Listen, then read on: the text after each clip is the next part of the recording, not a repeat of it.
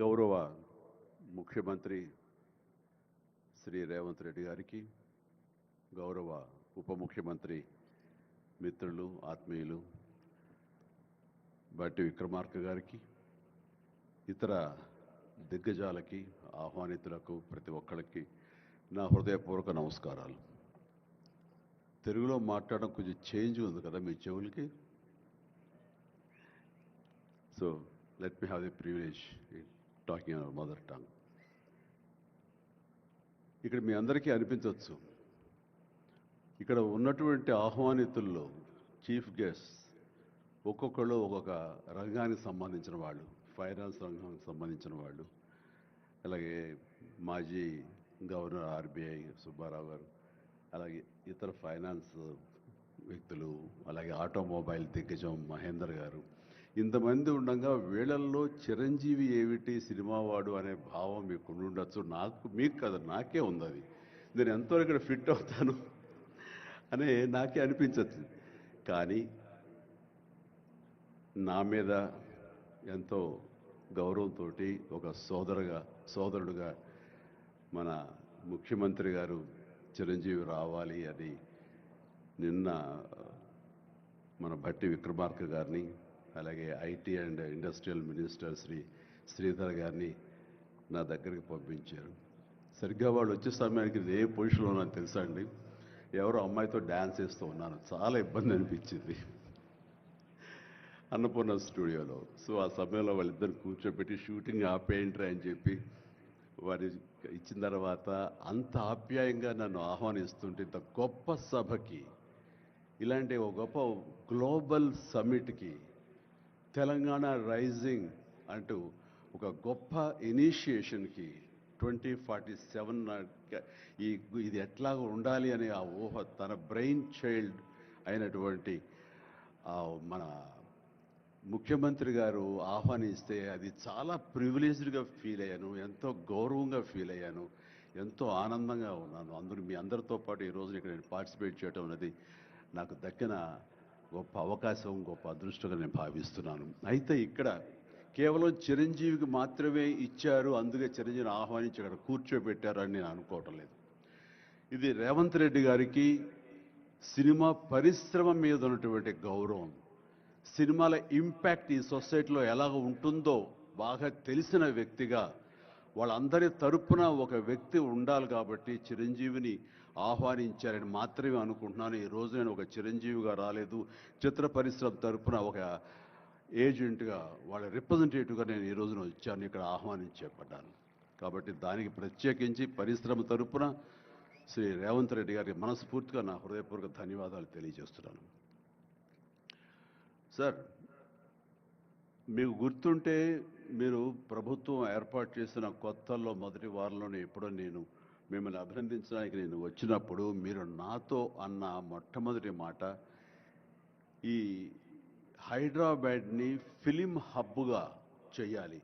అదేదో ఒక తెలుగు ఇండస్ట్రీ వరకో, లేకపోతే సౌత్ ఇండియన్ ఫిలిం ఇండస్ట్రీ వరకో, లేకపోతే భారతీయ వరకో కాదు, గ్లోబల్. మనకి ఏమి తక్కువ అని, ఇక్కడ ఏ వనరులు తక్కువ అని చెప్పేసి, ఏ ఎంకరేజ్మెంట్ తక్కువ అని చెప్పేసి మనం ఎందుకు చేయలేకపోతున్నాం, ఎందుకు కొన్ని తెలుగు ఫిలిమ్స్ ఒక లాంగ్వేజ్కే మనం కన్ఫైన్డ్ అయ్యాం. కాబట్టి నా ఉద్దేశంలో ఇది గ్లోబల్గా అన్ని రకాల ఇండస్ట్రీస్, ఇతర లాంగ్వేజ్ నుంచి సినిమా వాళ్ళు ఇక్కడ రావాలి, ఇక్కడ షూటింగ్ చేసుకోవాలి, అది నా ధ్యేయం అని అన్నప్పుడు చాలా ధైర్యంగా మాట్లాడుతున్నారు. చాలా అది నిజం కుదురుతుందా? ఎక్కడి నుంచో ఇతర దేశాల నుంచి వచ్చి ఇక్కడ షూటింగ్ చేయటం అన్నది, నేను టూరిజం మినిస్టర్గా ఉన్నప్పుడు ఫిలిం టూరిజంగా ఇక్కడ ఎంతమంది ఆహ్వానించడానికి ఎంతో శ్రమ పడ్డాం, ఎంతో కష్టించాం. కానీ ఇక్కడ ఉన్నటువంటి అట్మాస్ఫియర్ కానీ ఎంకరేజ్మెంట్ కానీ ఆయా గవర్నమెంట్లు అంత లేకుండా ఉండటంతో అది అంత పూర్తిగా సఫలీకృతం కాలేకపోయాం. ఆ ఉద్దేశంతో నేను ఎంతో కొంచెం స్కెప్టికల్గానే ఉన్నాను. ఎంతవరకు కుదురుతుంది, ఈయన డ్రీమ్ సక్సెస్ చేయగలరా అని అనుకుంటూ, మీరు ఏమైనా చేయండి, మీ గైడెన్స్ ఇవ్వండి, మీరు ఏం చెప్తే దాన్ని ఫాలో అవడానికి మేమందరం రెడీగా ఉన్నామని ఒక మాట ఇచ్చి మాత్రం అన్నాను. కానీ విత్ ఇన్ నో టైం ఇంత పెద్ద ఎత్తున ఈయన అన్ని రకాల సెక్టార్స్ వాళ్ళని ఇన్వైట్ చేసి గ్లోబల్గా అందరినీ వెల్కమ్ చేసి ఈ రోజున అందులో ఒక పార్ట్గా సినిమాలను కూడా ఆయన వెల్కమ్ చేస్తున్నారంటే కనుక అది హ్యాట్స్ ఆఫ్. అది ఆయన ఒక్కరి వల్లే అయ్యింది. అన్నది అన్నట్టుగా కాకుండా అన్నది సాధ్యం చేసేలాగా ప్రాక్టికల్గా ఈ రోజు మనందరం చూస్తున్నాము. ఇది చాలు, డెఫినెట్గా ఆయన అనుకున్నది సాధిస్తారనే ప్రగాఢమైన నమ్మకం నాకు ఏర్పడింది. ఎందుకంటే ఆయన అన్నది హైదరాబాద్ అనేది సెంట్రల్ లొకేటెడ్ మన కంట్రీలో. ఏ ఇతర ఇంపార్టెంట్ సిటీస్కి వెళ్ళాలని సరే 1 అవర్ డిస్టెన్స్లోనే ఉంది.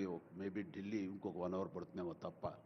అండ్ ఇక్కడ లేని లొకేషన్స్ ఎక్కడ లేవు, ఎక్కడ లేకుండా పోలేదు. మనకు మంచు కొండలు ఉన్నాయి, థార్ డెజర్ట్స్ ఉన్నాయి, అడవులు ఉన్నాయి, వర్షాలు పడేవి ఉన్నాయి, లాంగెస్ట్ బీచ్లు మనకు ఉన్నాయి. ఏమి తక్కువ, ఏ లొకేషన్స్ తక్కువ, ఏ వనరులు తక్కువ. ఇక్కడ పని చేయడానికి వాళ్ళకి స్కిల్ డెవలప్మెంట్ చేయగలిగితే కనుక పని చేయడానికి ఎంతోమంది ముందుకు వచ్చి సినిమా పరిశ్రమ ద్వారా ఉపయోగపడి వాళ్ళ కుటుంబాలకు వాళ్ళు ఉపయోగించుకుంటారు. ఇది ఆ పొటెన్షియల్ పూర్తిగా ట్యాప్ చేయలేదు అన్న మాట వాస్తవం. వారు అది నేను అంగీకరిస్తూ మా సలహాల కోసంగా ఆయన కొన్ని సెమినార్లు ఫ్యూచర్లో నడిపిస్తామన్నారు. ఇప్పుడు కూడా అలాంటి చిన్న చిన్న సెమినార్లు మా పెద్దల మధ్య, సినిమా పెద్దల మధ్య జరిగింది. అయితే ఇది కాంప్రహెన్సివ్గా కన్సాలిడేట్గా జరిగేలాగా విత్ ఇన్ షార్ట్ టైం మేము అందరూ కూడా ముందుకు వస్తాము. ఇక్కడ ప్రపంచానికే ఇది అద్భుతమైనటువంటి సినిమా హబ్గా హైదరాబాద్ని చేయటంలో మేమందరం ముందుంటాము.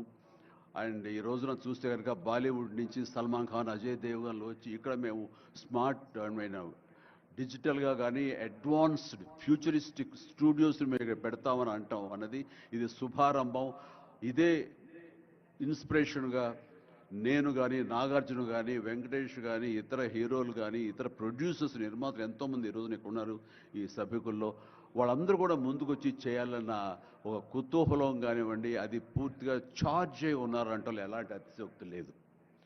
అండ్ ఈ రోజున ప్రపంచపరంగా చూస్తే సినిమా ప్రభావం ఎంత ఉంటుంది, ఈ సాఫ్ట్ పవర్ ఎంత ఉంటుందన్నది నేషనల్ వైడ్గా కూడా కేంద్ర ప్రభుత్వం కూడా వేవ్స్ అనేది ఒకటి ప్రారంభించి అందులో మమ్మల్ని అందరూ కూడా పార్ట్ చేశారు.